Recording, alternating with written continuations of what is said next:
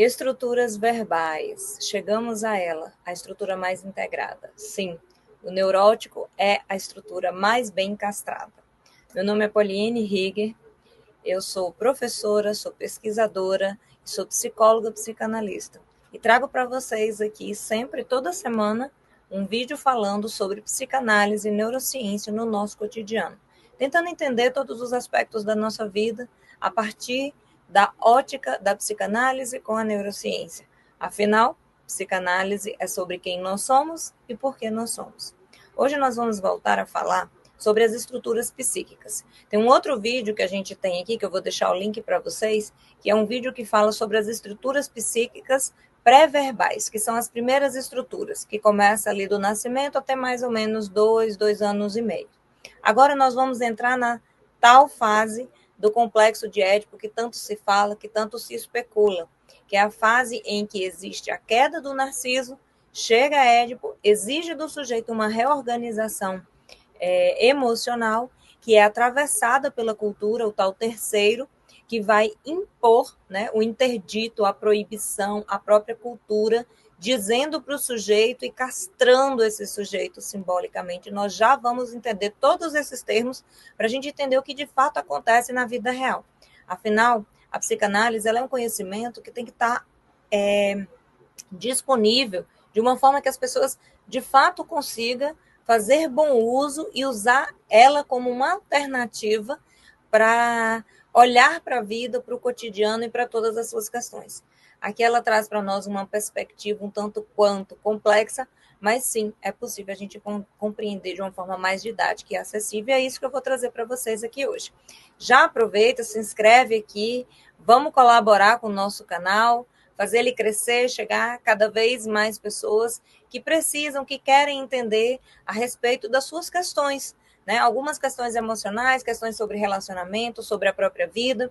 A gente tem uma série de vídeos aqui só sobre ética do cuidado, né? Todo o desenvolvimento humano, desde o início até essa fase da adolescência, fase adulta. Hoje eu estou trazendo para vocês estruturas verbais, mas a gente tem um outro vídeo sobre estruturas não verbais, e assim a gente segue com vários conteúdos aqui para vocês. Vamos lá. O que seria essa fase, então, em que o sujeito alcançou ali, mais ou menos seus 3, 4 anos, alcançou uma certa experiência e uma maturidade cerebral? Eu vou abrir para vocês um mapa aqui, só para vocês se nortearem.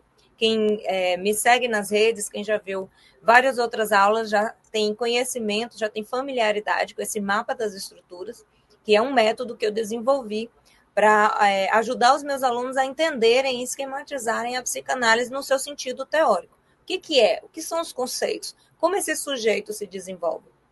E nesse mapa é possível você visualizar praticamente toda a teoria da psicanálise. Você começa a entender de quando o sujeito nasce, tudo que orbita, né, em função desse desenvolvimento, até mais ou menos ali a adolescência. Então, esse mapa eu faço uso exatamente para vocês conseguirem concretizar, visualizar e facilitar a aprendizagem. Eu vou abrir ele aqui para vocês terem uma noção. Deixa eu colocar mais bonitinho para vocês me verem, pronto. Aqui não é para a gente estudar o mapa em si, é só para vocês terem uma noção dessa reguinha de vida que eu coloco aí no meio. Se vocês observarem, a gente vai ali da fase oral até a fase fálica, né, que é a genitalidade depois. E a gente vê ali muito grande id, ego e superego, que são marcações, são conceitos principais também da segunda tópica da psicanálise. Então, esse mapa contém todas as estruturas e como ela se desenvolve.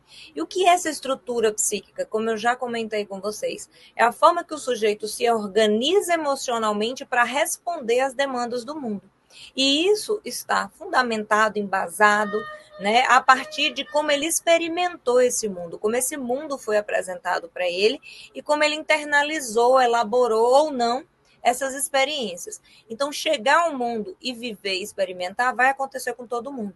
Através do corpo, um cérebro ainda imaturo que vai absorver isso em busca de sobrevivência, que é o nosso instinto principal, e de acordo ele vai amadurecendo, ele vai também vivendo nesse mundo, criando memórias, as quais vão ser base do comportamento lá no futuro. Então, essa é a base do nosso raciocínio, neurociência e psicanálise.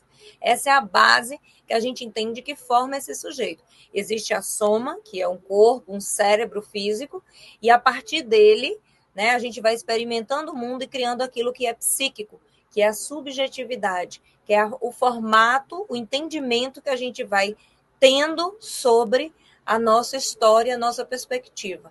Claro que nesse início, muito imaturo, o sujeito age ainda no sensório motor. É como ele sente o mundo, percebe nos órgãos do sentido. Cria-se memórias a partir dessas experiências, principalmente as mais intensas e as mais repetitivas. E esse sujeito, então, já tem ali automático um manualzinho de sobrevivência. E esse manualzinho está respaldado em memórias afetivas. Por quê? Porque a gente nasce primeiro com o límbico, funcionando a todo vapor, que é responsável pela parte motora e a parte emocional, e depois desenvolve o córtex, que é a parte racional. Então, todo o nosso comportamento, veja, olha o inconsciente, todo o nosso comportamento está respaldado nesse manual que é totalmente afetivo. E o nosso ser, o nosso corpo, economizando energia, principalmente porque o cérebro é o que mais gasta energia, 25% parado, a gente automatiza todo o comportamento. Então, quando eu estou falando de estrutura psíquica, é como se eu chegasse ao mundo, eu precisasse criar ali um manual, que é essa cristalização, essa organização de personalidade, e a partir daquela base eu vou atuar, eu vou ser no mundo, eu vou existir, vou experimentar. E eu não vou gastar energia, porque eu já tenho os padrões prontos de que tipo de comportamento eu vou reagir, eu vou expressar diante de determinadas sensações que vão se repetir a partir de alguns gatilhos, alguma familiaridade que vai ativar em mim a mesma sensação que eu tive ali ainda num momento de maturidade. Então, a gente viu as orais, que aí a gente estaria desde o nascimento até mais ou menos a fase anal, ali seus 2, 3 anos. É um sujeito que é puro id, então é necessidades biológicas, o ambiente precisa suprir tudo isso. E pensando que esse sujeito, num recorte, experimentou tudo de uma forma tranquila, coerente, né, sem tantas falhas, e sem repetição de situações que possam ocasionar algum trauma ou alguma memória agressiva significativa, esse sujeito, então, se desenvolve até a fase fálica. E ela vai de encontro com o complexo de Édipo, o famoso complexo de Édipo.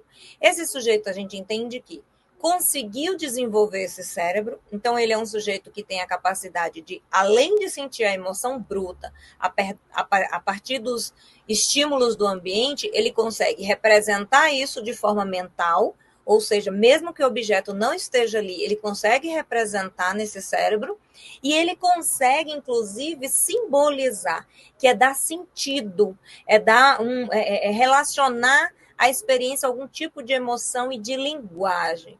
O sujeito agora é verbal porque a cultura ela é expressa através de uma linguagem explícita e implícita, e é a partir dessa linguagem que o sujeito vai se constituir, dar nomes para a sua experiência, para a sua existência, para o seu sentir, para tudo aquilo que está em volta à sua subjetividade.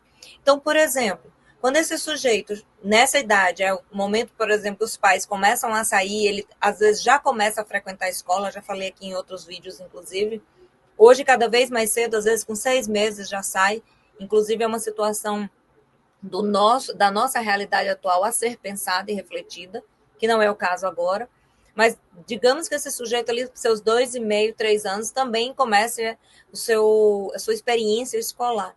Então, esse sujeito ele tem diversas mudanças para serem organizadas e para ganhar sentido.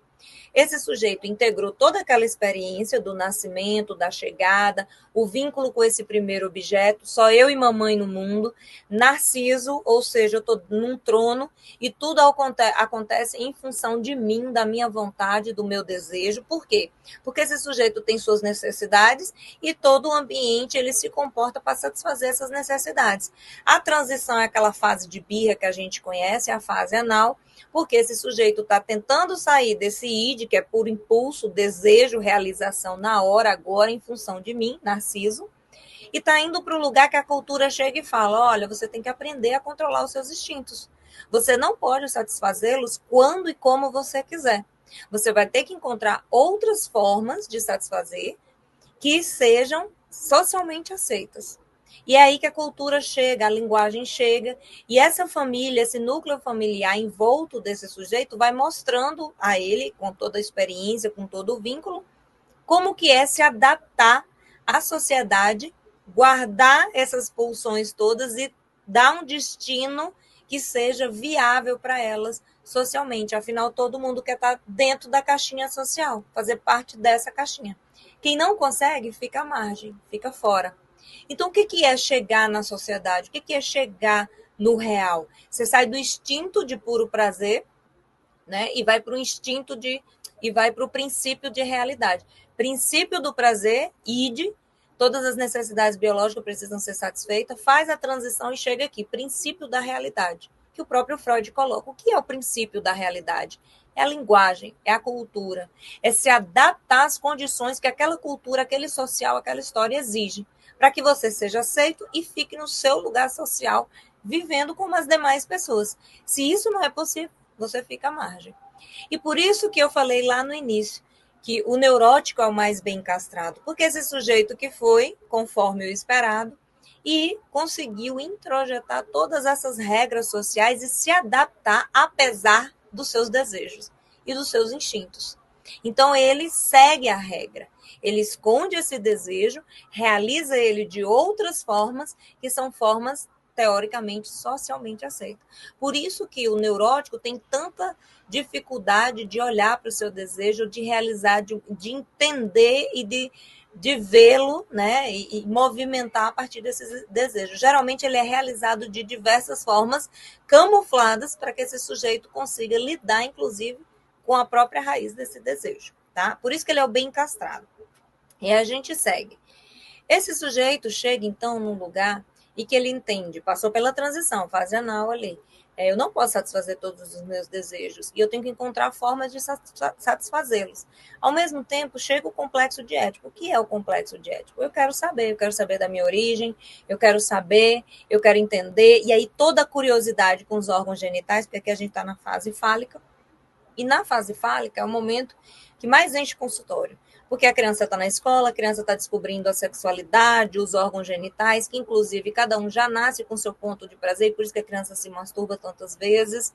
Ali é o ponto também que existe um desafio muito grande, porque a maior parte dos adultos não tem a sua sexualidade bem resolvida, não lida bem com as questões do seu desejo, do seu corpo, e tem que educar uma outra criança para lidar com os desejos dela. E aí acontece aquela falha absurda, aquela loucura, e todo mundo para terapia. Por quê? Porque a criança quer saber de onde ela vem, a criança quer saber de onde saem os bebês, quer saber por que ela tem aquele órgão e o outro tem um outro órgão diferente. Ah, então caiu, então não tem, é para dentro? Como que é? Curiosidade pelo mundo, pela sua origem. Édipo quer saber. Mais ainda, existe uma triangulação. E aqui a gente tem agora também algumas questões a serem elaboradas. Por exemplo, a gente tem um complexo de Édipo que o Freud trazia de forma universal, que está respaldado ali no conceito de uma família burguesa, mamãe, papai e filhinho, existe uma triangulação, e essa criança tem que resolver, né, emocionalmente, se reorganizar, e ela vai se identificar com, teoricamente, com o pai do mesmo sexo, e é assim que ele vai definir o seu objeto de amor mais para frente ali no relacionamento, porque não pode ter a mãe, não pode ter o pai. Então, eu vou fazer o quê? Vou em busca do meu amor. Só que esse amor vai ser uma projeção de mamãe ou de papai. Essa é uma situação para o sujeito.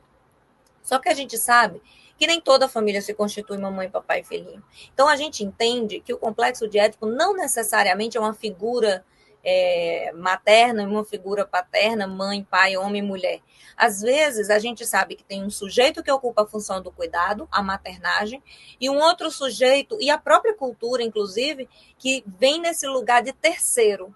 O que é o terceiro? É o que vai acabar com essa simbiose. Então, até aqui, era eu e mamãe no mundo, só existe nós dois, o vínculo era muito forte, mamãe satisfazia todas as minhas necessidades. Quem é mamãe? Função simbólica materna. Alguém que proveu o cuidado, o vínculo e fez essa criança existir, deu o sustento necessário para essa criança existir. Agora vem o pai, o terceiro, a cultura, alguém que exerce a função de cortar esse vínculo e dizer, o Narciso agora cai e entra Édipo. O que é isso? é dizer para o sujeito, agora você tem que se reorganizar, porque a mamãe não é só sua, o mundo não gira em torno de você, e você vai para o mundo, para as regras sociais, você vai para a cultura, e lá é tudo caótico e você não pode satisfazer as suas vontades como você quer. Você vai ter que dar um jeito de satisfazer de uma forma que é aceitável socialmente. E por isso que o neurótico esconde o desejo de si mesmo, camufla e resolve e satisfaz de outras formas.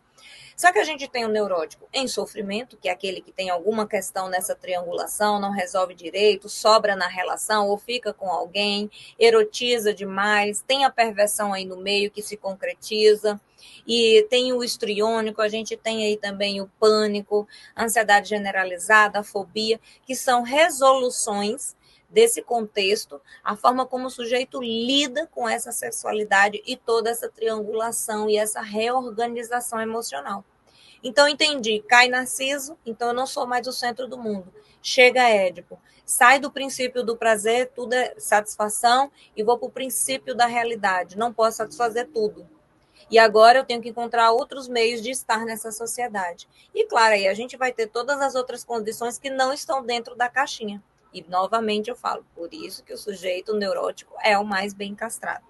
Já aproveitando, compartilha com alguém que precisa saber desse conteúdo, que tem dúvida, que gosta de estudar psicanálise, que quer entender sobre os seus relacionamentos, sobre as estruturas, e compartilhe para que essa pessoa também possa, junto com você, ter acesso a esse conhecimento, ao canal e todos os vídeos que a gente produz aqui, tá bom? Mas seguindo. Então, entendemos o que é essa estrutura verbal, ela é atravessada pela linguagem, atravessada pela cultura, e o sujeito sai de um lugar de princípio de prazer por o id, satisfação, e vai para um lugar de princípio de realidade, reorganização, em que ele tem que resolver agora, sair da simbiose e vir para o lugar em que ele tem que lidar com a realidade. E aí a gente tem o superego chegando. Claro que a Melanie Klein, por exemplo, fala de um superego bem anterior à da fase fálica. Mas esse superego é o quê? É a regra, é o social, a cultura, né? O que nos proíbe do incesto, é o que nos proíbe de realizar de forma perversa os nossos desejos. Porque o próprio Freud coloca que a criança ela é poliforma, porque ela realiza esse desejo dela de todas as formas possíveis, que sendo criança não é visto de forma ruim. Né? Então, ela vai satisfazer das diversas formas. Mas na vida adulta, esse tipo de comportamento já não é olhado com a mesma coisa, da mesma forma. Então, uma criança que mostra seu órgão por curiosidade ou quer ver alguém, né, nu, é algo compreensível para a idade. Se é um adulto fazendo isso, já é uma perversão. Né?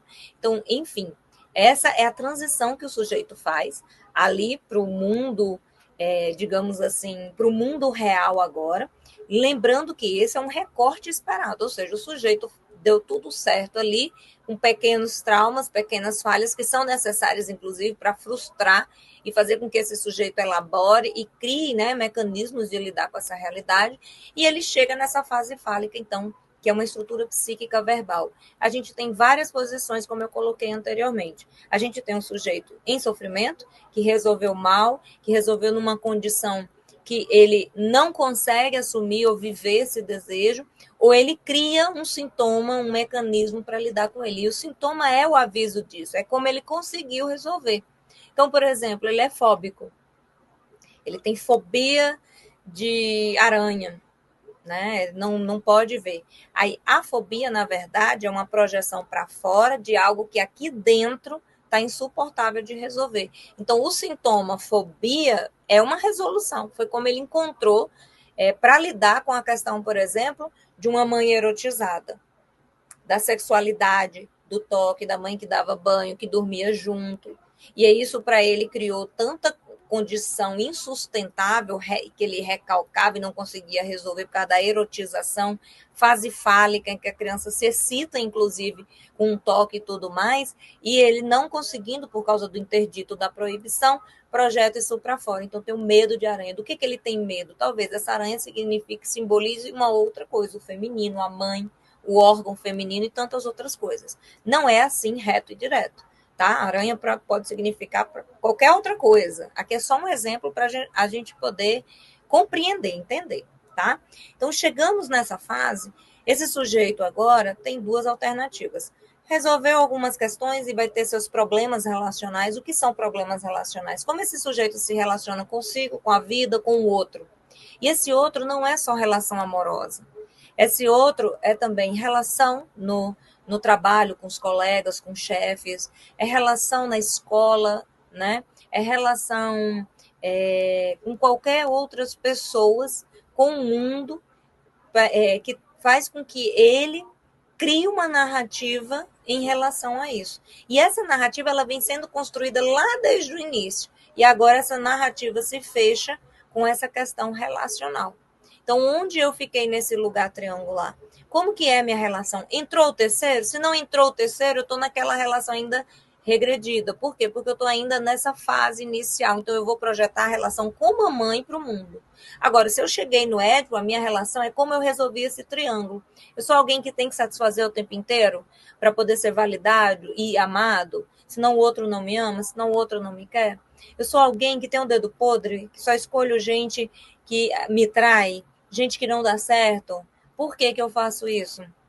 Porque eu estou sempre atrás de alguém que é impossível, que não pode ser meu, porque papai não pôde ser meu, porque ficou claro ali na triangulação que a mamãe era dona do pai e eu fiquei excluída e eu sobrei, porque ela não permitiu que eu tivesse uma relação saudável e tranquila, e essa troca de amor para poder elaborar essa figura. Então, como eu resolvi isso, é como eu vou projetar nos meus relacionamentos lá na frente. Porque, no fundo, o que esse sujeito, na fase fálica, que chegou até aqui, que são as estruturas verbais, o que ele busca? Um amor, um par. E ele busca sempre em função de resolver uma questão que ficou para trás, que é essa projeção dessa relação com a mãe e com o pai, como ele resolveu esse triângulo. E assim se segue para a vida inteira. Pauline, tem solução? Claro que tem, minha gente. Para tudo tem solução, só não para a morte ainda, né? Então, como que a gente resolve essas questões? Quando o sujeito chega na análise, por exemplo, eu estou até com uma blusa bem significativa, hein? A gente tem a loja oficial, a loja da Hora do Chá, que são algumas doses de consciência, né? A gente tem coleção básica com a nossa logo, primeira comunidade de saúde mental e psicanálise. A gente tem a coleção Inconsciente Fala, com algumas verdades a serem ditas para serem vestidas, igual essa aqui. Eu sobrevivi ao Édipo, eu gosto muito dessa camisa, tanto é que eu uso ela bastante. Entre outras coisas que a gente tem lá, caneca, garrafa, camisa, moletom, muita coisa legal. E tem lançamento, inclusive, que eu vou vir fazer aqui com vocês depois.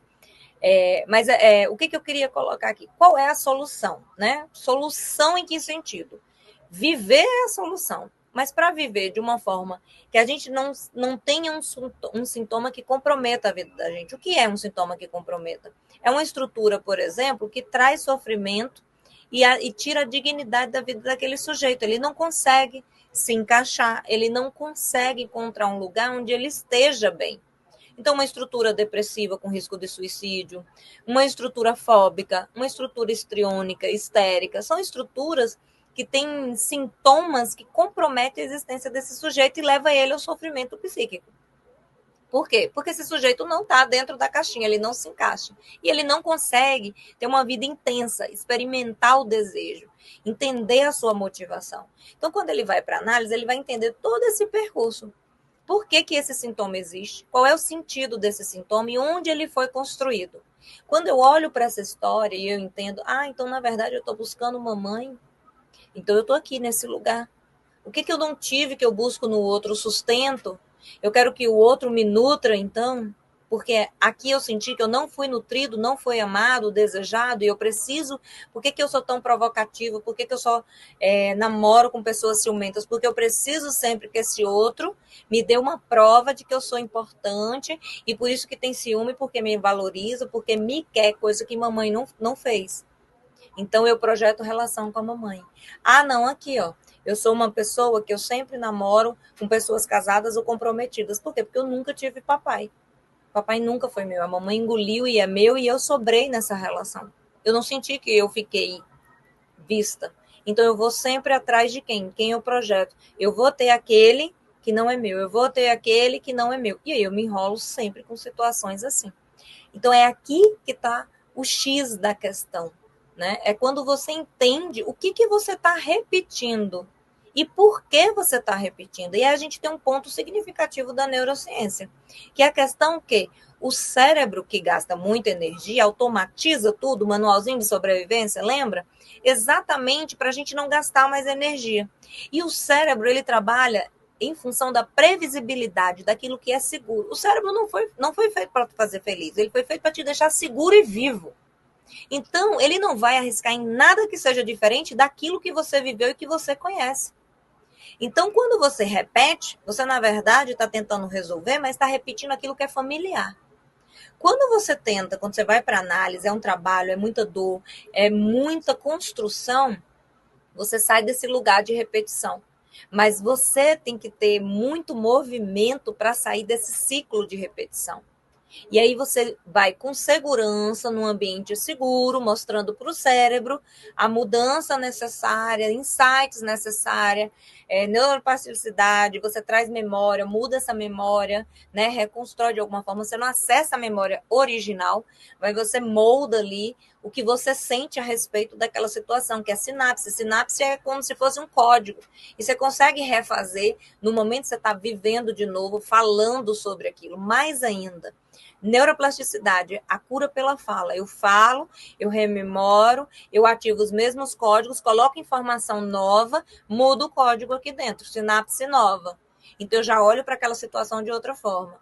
Quer mudança de verdade? Neurofuncionalidade. Eu mudo a forma como eu sinto aquilo ali. Eu mudo o hábito, eu mudo a relação, eu mudo a escolha. E eu começo a experimentar, esse é o segredo, experiência. Eu começo a experimentar de forma diferente. Essa é a chave, isso é que muda. Então, quer dizer que agora eu não vou namorar com pessoas compromissadas.